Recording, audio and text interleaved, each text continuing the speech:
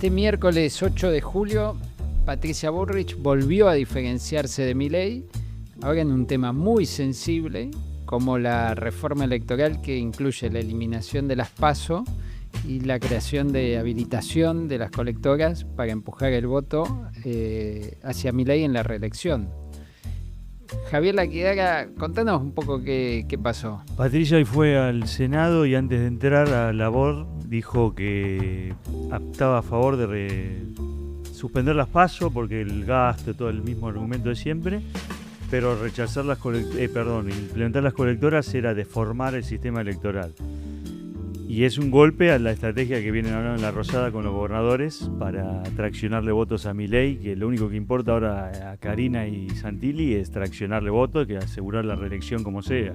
Claro, porque vos fíjate, ¿por qué es importante esto? Hay que explicarlo. La propia ley esta es un ejemplo.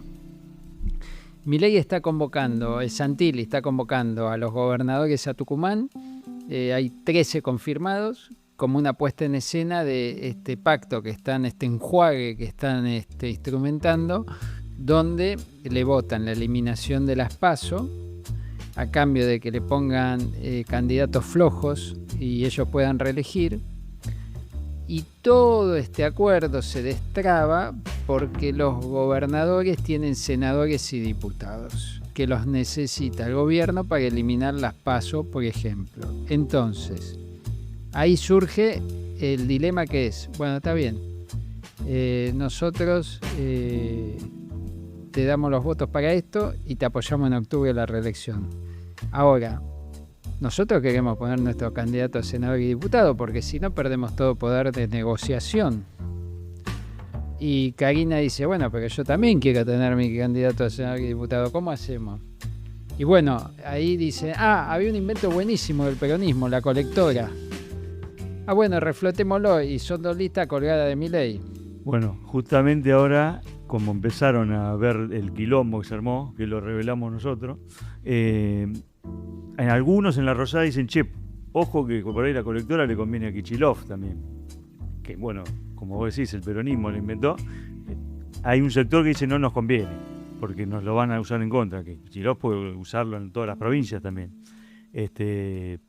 No tiene los candidatos que tiene el gobierno, pero puede usarlo.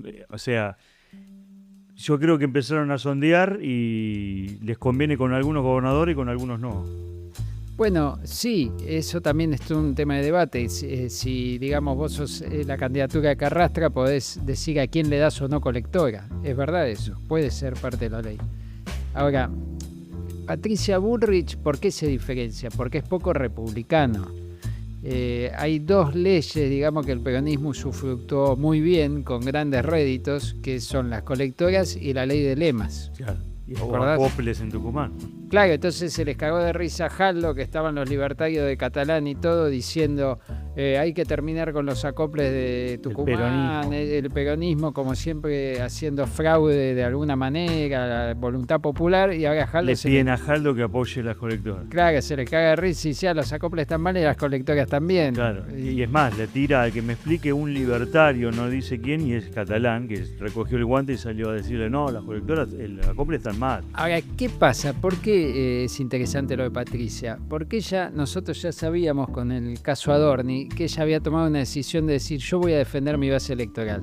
Y es lo que llaman los libertarios los ñoños republicanos. Los ñoños republicanos. Ñoños republicanos. Milei les dice... Milei es directo. Bueno, entonces ella tiene esa base, ¿no? Las Cocker, las Mabeles. Las Mabeles, los ñoños republicanos. Entonces, para esa gente, entiende Patricia, el tema corrupción está mal. Lo de Adorni fue así. Las chanchadas electorales que hace el peronismo está mal. Y entonces, fíjate cómo acá marca la cancha de nuevo. Y ella sacó 24 puntos. Pero salió tercera, pero son 24. Y ellos mismos te dicen, no, tenemos, hace algo así, no, tenemos que pensar en las Mabeles. Lo dicen así. De frente. Y es el votante de Macri.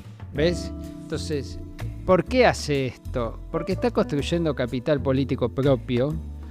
Y ella le dijo la semana pasada a uno de sus 2 o 3 hombres de mayor confianza, Yo sé que vos militaste muy fuerte para que yo sea candidata a jefa de gobierno y que tenés muchas ganas de que gobernemos la ciudad, pero no va a ser. yo no quiero gobernar la ciudad. Entonces ahí te quedan dos caminos, vicepresidencia o presidencia. Acordate el laberinto ese que... Claro, ella presenta ese laberinto insidiosa. Y ahí ya ahora quedan dos caminos. Y bueno, y yo creo que si no apoya la reforma política, en parte no está, es porque quiere paso para tener la amenaza de tener las pasos contra Milei. Decir, che, yo puedo presentarme si quiero. Hoy es miércoles 8 de julio y esto es A Sangre Fría.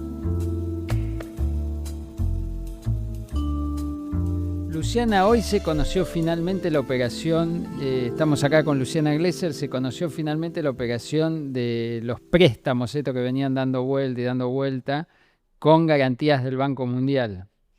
Lo primero que salta a la vista es la falta de transparencia y de completar la letra chica, pero sería iluso de nuestra parte pedir transparencia. No, digamos que la gestión de Toto Caputo. La falta de transparencia es, digamos, la manera de que se manejan. Claro, por eso. Entonces ir a marcar... O sea, lo que llamaría la atención es que haya transparencia. Exactamente, iba justamente a ese punto. Pero ¿qué está sucediendo acá? Por un lado tenemos los avales, ¿no? Las garantías que dan los organismos multilaterales.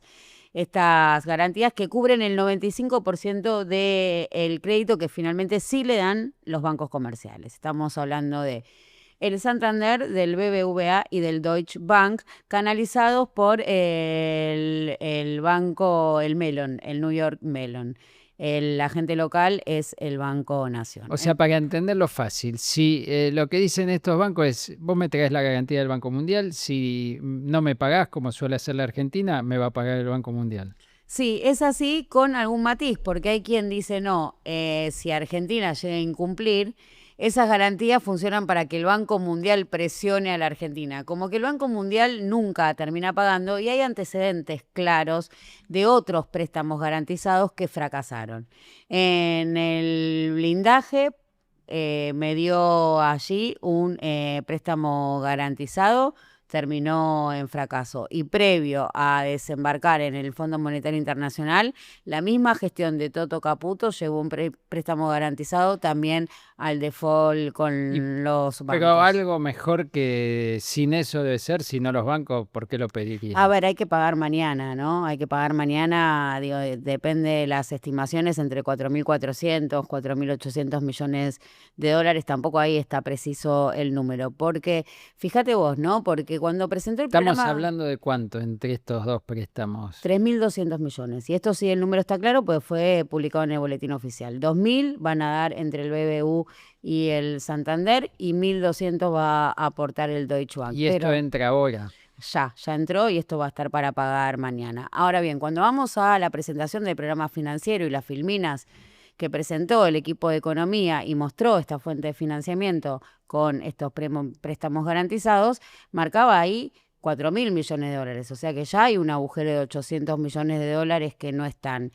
Otro de o sea, le prestaron menos de lo que esperaban. De lo que esperaba, de lo que figuraba en esa filmina, que también en esa filmina contabiliza 800 millones de dólares por privatizaciones para este año, más 1.500 más para el año que viene en la filmina, pero en la declaración de Toto Caputo, que está el video de la conferencia de prensa, Toto Caputo dice otro número, dice entre 500 y 1.000 de acá hasta finalizar el mandato, con lo cual también ahí hay una diferencia. No están muy claros los números, pero sobre todo la tasa y la comisión. Porque... Eso me gusta a mí, la comisión, porque la comisión es un negocio de los macristas de cuello blanco, digamos, ¿no? O sea, históricamente... No de tilingos como Adorni. No, nada de pedorrada, de que te mando el dólar en Barrani y toda esa grasada. No, o sea, estamos hablando de millones de dólares. El macrismo, me acuerdo, es bueno hacer estos repasos.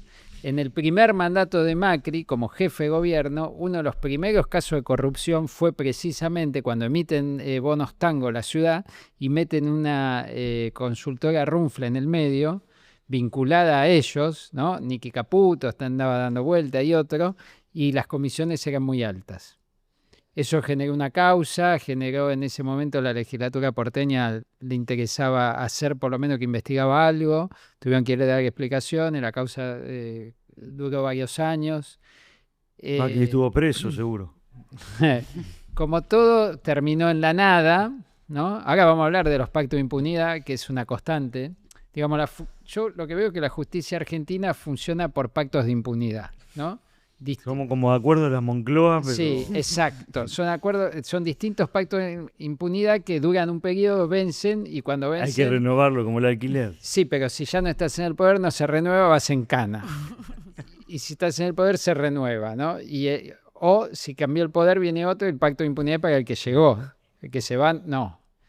Entonces te decía, ya desde aquel inicio, el protomacrismo, primera experiencia de gobierno, estaban con la joda de las comisiones de los...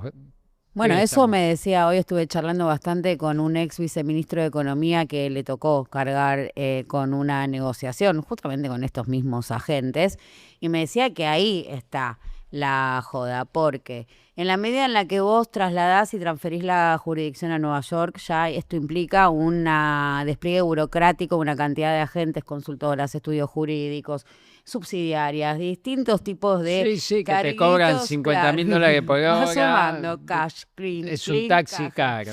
Exactamente. Entonces, esa tasa que nos presentan, ya nos la están presentando entre los dos, los avales está en la zona del 7%. Hay que sumarle todo esto. Digo, la tasa efectiva termina estando muy por encima. Y estamos hablando de préstamos que están garantizados a esa tasa.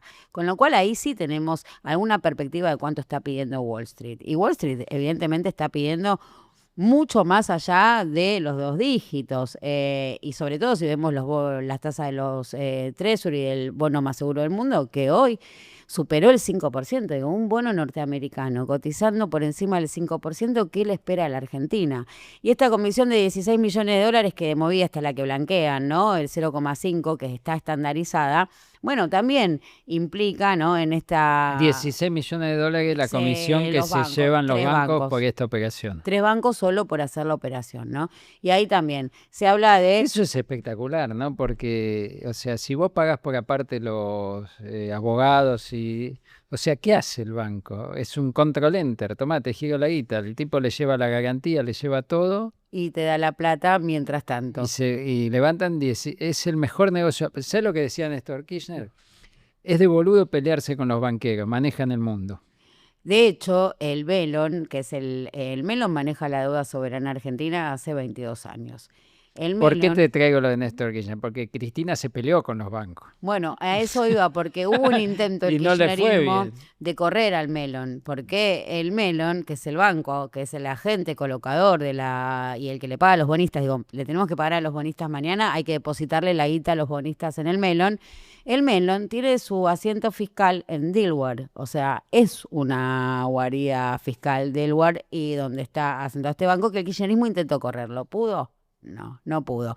Pasó default, pasó los buitres, pasó reestructuraciones. El Melon siguió. Lo que pasa ahí. que yo te digo, Kirchnerismo es un poco envidioso, porque ese es como un club muy exclusivo al cual ellos nunca lograron entrar, sobre todo en la etapa de Cristina.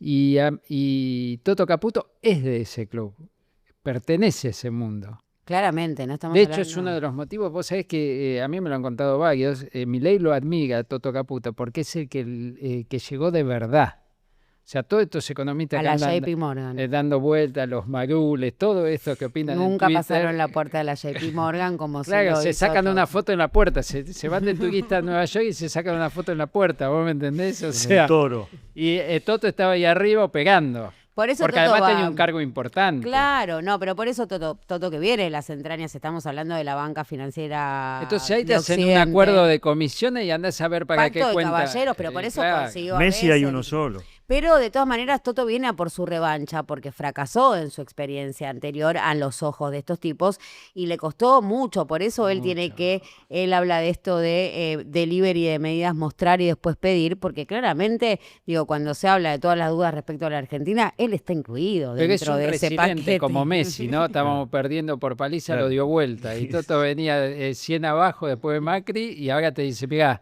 inflación de hoy de la ciudad, 1.8, ¿no? Sí, por abajo del 2%. Fíjate, toma, anda a buscarla al ángulo. ¿Hace Ujú. cuánto que no había una inflación así, no? Y te dice, si tengo equilibrio fiscal, está todo cagado de hambre, no importa. Acá tenés los números, la macro, te la voy ordenando. Bueno, y así como están todos esperando el devenir de la Argentina en el Mundial, mi cuenta regresiva es a la declaración jurada de Toto Caputo, que tiene plazo hasta el Quedate, 28 ¿vos de julio. tenés alguna duda? Que no, Aprendiste pero con te Adorni. olvidá, que eso es una fantasiosa, o sea. Pero cuando aparezcan Sí, los si fonditos van a- Noctua si- en la isla de Man, eso lo va a tener que poner. Va a tener que poner en la declaración jurada cuánto aumentó su patrimonio en las Islas de Man y ahí Pero vamos si a él te ver lo cómo... puso la otra vez, que aumentó 2000% y te dice, no, bueno, yo soy un hombre que tengo acá las inversiones. ¿Habrá soy un ido a la crack. isla de Man, Caputo?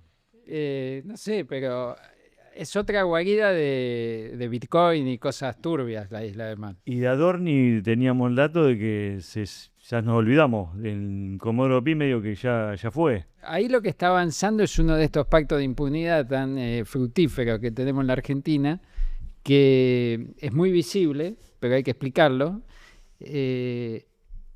Lijo tiene un socio que es Martínez Di Giorgi, que acaba de matar la causa Libra, ¿no?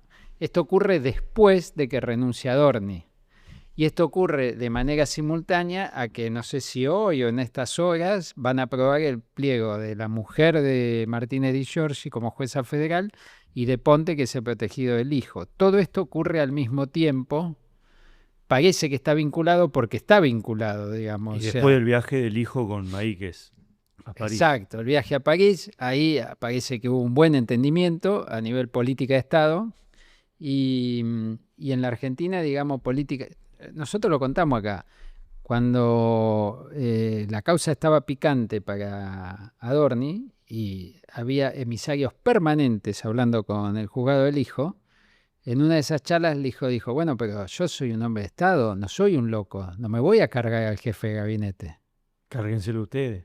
Claro, lo llevó hasta el límite, sacaron muchas de las cosas que tenían que sacar, y ahí hay un reconocimiento en el gobierno a Juan Bautista Maí, que es el ministro de Justicia, porque él era procurador de la ciudad, el papá integra la Cámara de Casación Federal, con lo cual está en la Justicia Federal ahora, y Juan Bautista Maíquez nunca descuidó sus contactos con la justicia federal. O sea, él se tenía que ocupar de la justicia de la ciudad, pero eso era como peccata minuta, digamos, un tema menor. Y ahora desplegó una serie de contactos que están destrabando todo lo que el gobierno quería destrabar y los jueces federales. Entonces, parece un pacto de impunidad porque es un pacto de impunidad, digamos. O sea, no los... mirá, te voy a dar un dato. Cuando citan a declarar a la persona que le vendió la casa a Adorni, ¿te acordás la famosa operación complicada de la jubilada, de la guita en negro, la guita en blanco, el coso, cuánto vale? Los mutuos. Los mutuos, todo trucho. Le dicen en el juzgado, ¿usted reconoce esta escritura como la escritura de la operación de venta? Sí. Bueno, gracias, chao, buenos días. O sea, la repregunta, ¿viste? Tipo FBI de las películas, No hubo. te la debo. Aparte, vos fijate cómo estaba caminando lo de Adorni, que todos los días aparecía el flipper, la cascada, la justicia te va llevando. Y hoy no hay nada, se acabó Adorni. O sea, Terminaron las filtraciones. por eso en el gobierno también pidieron que se deje de hablar de Adorni. Y el fin de semana nosotros contamos que hubo el presidente de La Libertad Avanza en Entre Ríos hizo un acto en un salón de PAMI, bien casta, y dijo, lo defendió a Adorni, ¿viste? Como, no, que los medios, con Graciela y con Milei, que odia a los periodistas, y le tuvieron que decir desde Comunicación de la Nación, che, Adorni no, basta, no, ni defender ni nada, no digas nada. Y nosotros lo publicamos y se nos enojó Petovelo, porque pusimos que Petovelo, es más, que condena estos usos del PAMI y una delegación de ANSES para un acto partidario, y dijo, el PAMI depende de salud, Pasquines. Sí, le tiró el muerto a Lugones.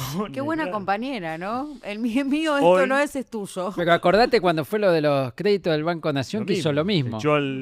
Echó al de ella Masachis. y lo dejó como un boludo a Toto Toto. Capulto y a Y a todo, todos. a Fugiarse a todo, como unos corruptos que toleraban la corrupción, salvo No ella. tolera nada en los medios y hoy se sacó una foto con Lugones como Sí, para sí. decir, no, che, no, está todo bien. Está compadre". todo bien, te tigué abajo del camión, pero está todo bien. De Lugones- hecho, sí, no, termina. No, que Lugones también tiene un quilombo que vamos a contar. Bueno, sí, Lugones le renunció el viceministro, segundo viceministro que le renuncia. Y claro, es la liga más caliente, es la silla más caliente. Y bueno, maneja toda la guita del ministerio. Vos sabés que Salud, la gente no lo percibe, pero es uno de los ministerios que tiene más guita en cuanto a contrataciones, contrata de todo. Y aún en medio del ajuste siguen contratando medicamentos, oxígeno, los prestadores. Entonces, por eso la mayoría de los casos de corrupción de este gobierno son del Ministerio de Salud. Andis, el tema del oxígeno. Hay muchos casos de corrupción vinculados a salud. A mí me dijeron, porque se va Guido Giana, que era de las fuerzas del cielo. Decís, pero Ponele. ponele. En realidad no estaba ahí por eso. Era ex gerente general del Güemes, claro. propiedad del ministro. Y lo que me dicen es que este es Barra, que ya tenía una causa que se le habían cerrado justamente Policita, que le apareció en $10.000 en un sobre. Él era funcionario en el gobierno de Macri, este gobierno tan talentoso de Pancho Cabrera. Un valor. Le apareció en $10.000 como Felisa Micheli, ¿te acordás? Y no pasó nada al final porque podía demostrar. También le apareció, creo, con un Mini Cooper, una Sí, casa sí. en Nordelta, le aparecieron muchas cosas. Y ahora lo que dicen es que el tipo viene a ordenar, porque es del sistema. No, porque es una joda, era el número 2 de Gianni, viene a ordenar, y el Gianna venía a ordenar, no, que se organice. A mí o sea, lo que ¿cómo? me dicen es que hay el quilombo. Y ya termina el mandato y viene a ordenar, Sí, boludo, sí. avisale. Es como el decile. que viene el Wolf, el de Pulp Fiction, y viene a ordenar un cadáver. Sí, Acá, acá hay más de un cadáver. sí. Me dicen, si se llega, lo que me dicen un importante exfuncionario, me dice, si se llega a filtrar el proveedor por el que se armó el quilombo porque parece ¿Ves? Ahí está. que explota todo, me dicen. Vamos a tener que averiguar. Porque dice que el quilombo fue con un proveedor. No sé quién puede ser. Ahí está. No, está lleno de negocios turbios, el área de salud. A mí me dijeron en su momento, Lugones es intocable, el ministro de Salud es intocable. Otro quilombo vinculado al área de salud y Lugones, Osprega, la obra social de los peones rurales, la segunda más grande del país. Lule dicen que tiene Lula está miedo. metido a fondo ahí, le intervinieron, son como 20.000 palos por mes, es un delirio de guita, hacen cualquier cosa, también los proveedores, todo, avanzó esa causa, avanzó. Mira, ese es un dato, fue tapa de Clarín ahora, hace 2-3 días. Un dato interesante en esta relación sinuosa de Clarín, tipo cardiograma con el gobierno, viste, que pasan sin aviso de cierta complacencia a investigaciones muy picantes. Bueno, Sturzenegger le pegó, dijo que se oponían a Starlink y ahora gracias a ellos hay gente que tiene internet. Pero vos sabés que Sturzenegger en eso que dice algo muy interesante. Dice, hay 3 millones de clientes. Ese es el dato que faltaba, porque son 3 millones de clientes que pierde Clarín. Y Clarín tiene un punto cuando dice, con este fallo de defensa de la competencia que el gobierno festejó, que obliga a Clarín, si se quiere quedar con Telefónica, a desprenderse de 6 millones de clientes.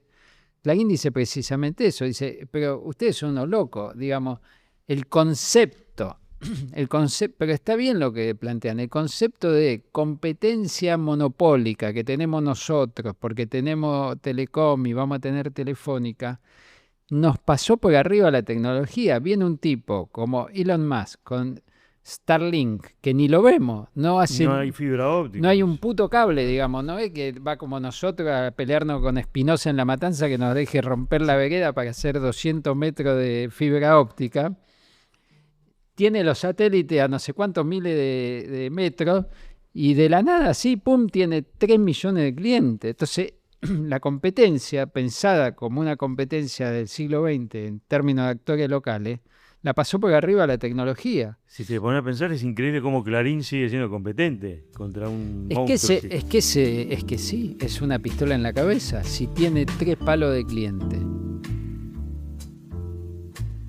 Soy de una familia peronista, ¿no? De La Matanza. Mis abuelos militaron la resistencia peronista creyendo y trabajando para que Perón vuelva, no para ver cómo encontraban una alternativa con Bandor. Bueno, acabamos de escuchar una frase de Tignanelli, que es el jefe de bloque en la legislatura bonaerense del kirchnerismo, pero además de eso, mucho más importante, la mano derecha en términos políticos de Máximo Kirchner. Y él comparó a Axel Kicillof con Bandor. Sí, Esto me parece que sube linterna a otro nivel. a niveles setentistas. Claro, hay que recordar, Bandor fue asesinado luego de desmarcarse de la conducción de Perón. De hablar de un peronismo sin Perón. Exacto, entonces si Cristina es Perón y Axel es Bandor, lo que está diciendo Tignanelli es muy fuerte. Es casi una amenaza. Porque no Bandor sé. le pegaron tiros en el despacho. Nunca se supo bien quién fue, pero se decía que fueron los descamisados. Había un ejército revolucionario que dijo que era una operación Judas en su momento. ¿De falsa bandera? Claro, claro. Y bueno. Para cargarle el muerto a Perón, digamos. Claro, pero bueno, se decía que era parte de que el peronismo lo había mandado a matar. Bueno, pero digamos, llegó, es un ejemplo, digamos, de una interna peronista totalmente descontrolada. Y a mí me parece que no hay manera de que Tignanelli diga algo así sin haber hablado con Máximo Kirchner. Y esto marca un punto de tensión.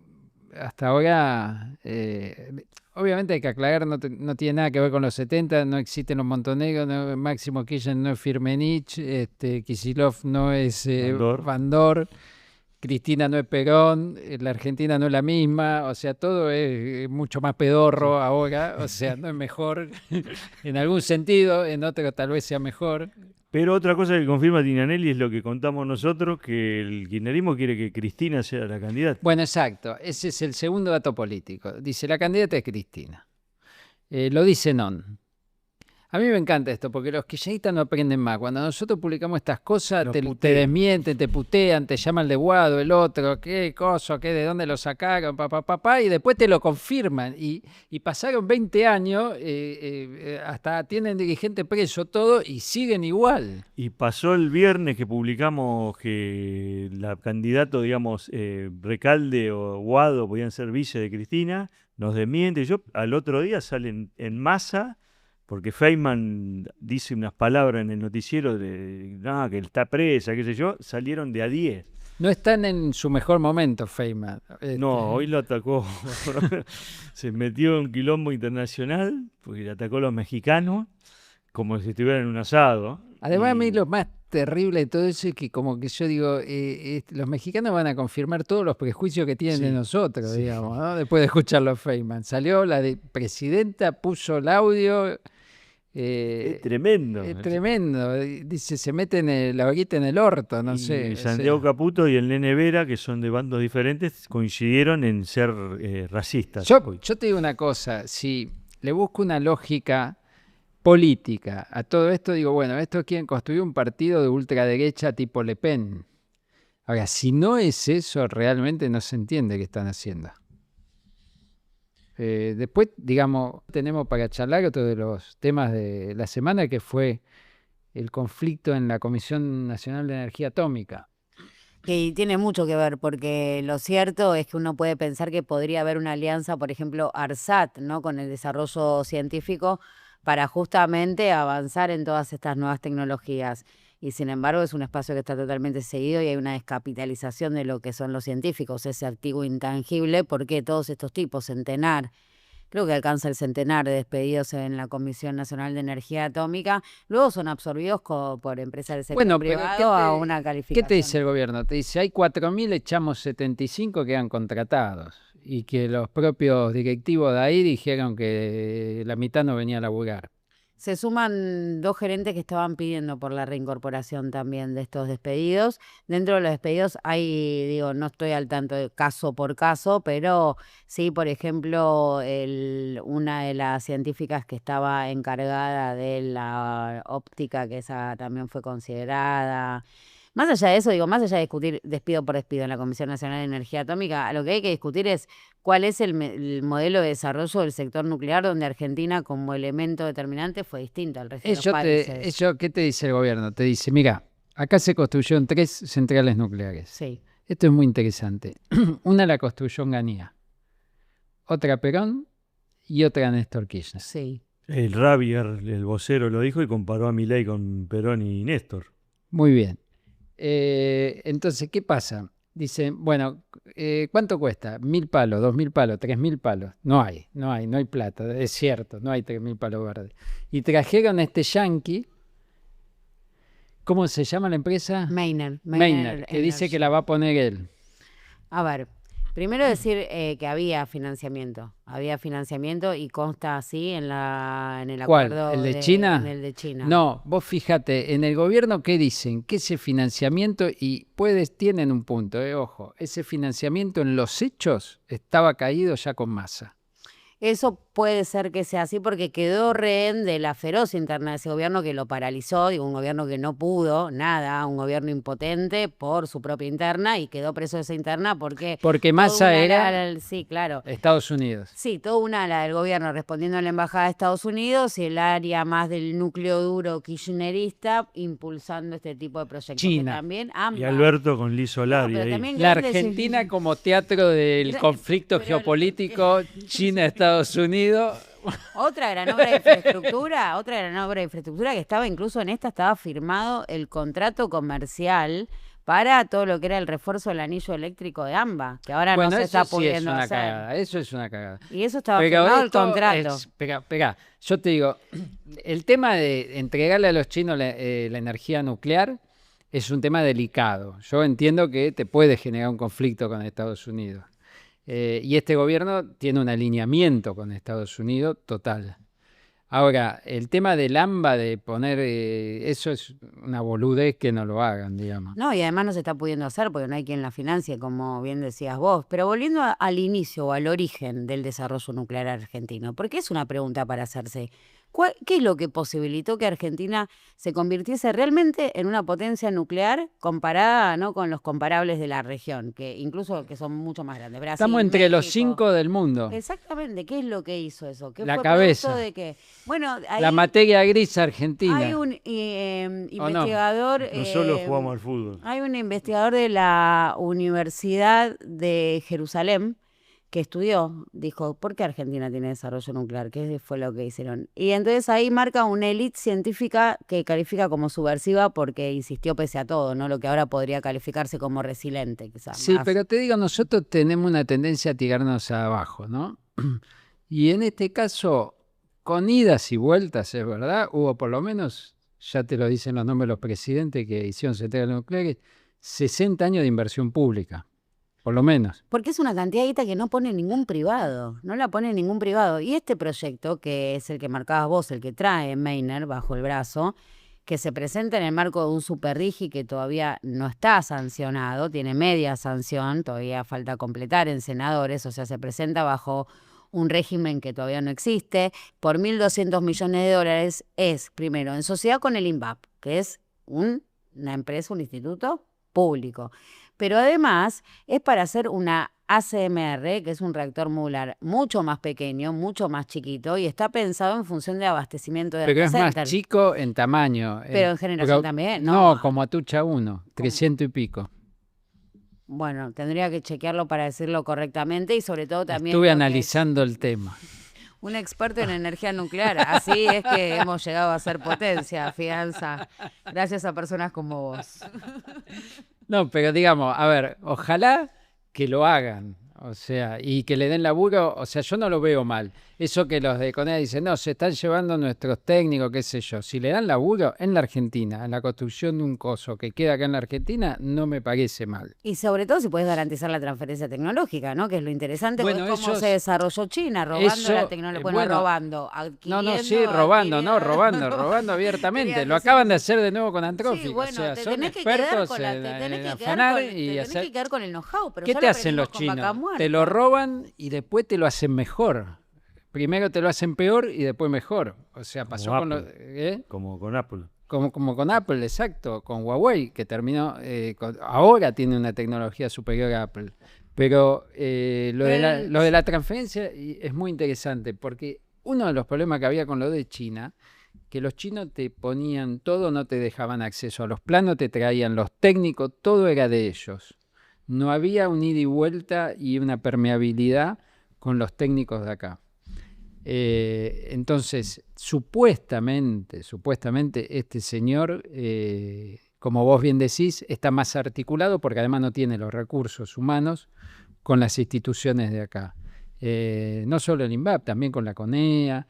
Después otra cosa interesante es que, digamos, el entramado institucional y regulatorio de la Argentina respecto al sector nuclear, me contaba una persona que trabaja en el tema, por eso estoy tanto con el tema, es de lo mejor del mundo.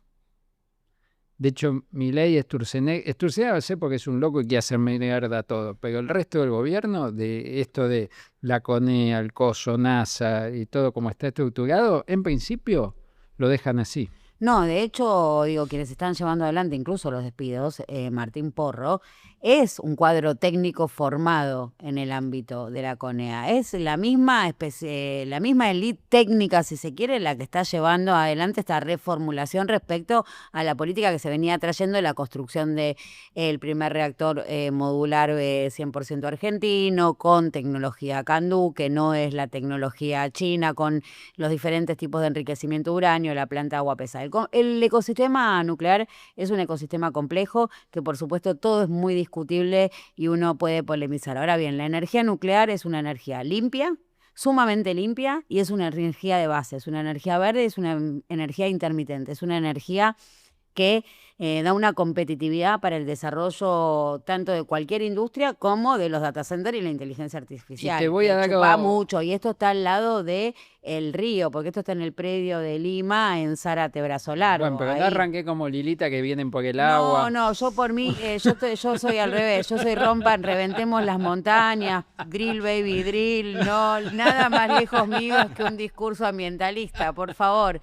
Pero sí marcar para qué, energía para qué, para darle competitividad a qué, y sobre todo, qué pasa con esa renta, dónde queda esa renta que se genera a partir de la energía barata, ¿no? Energía barata para quién también. Vos sabés que en esto del talento argentino, ¿no? Brasil es el único país de Latinoamérica que se asimila en su desarrollo nuclear a Argentina. Todo el resto no tiene nada. México tiene una central que se la hizo Westinghouse, los yankees. Y Brasil no fue como nosotros que lo pensamos de acá. Es todo francés, llave en mano. Todo se lo compraron a Francia.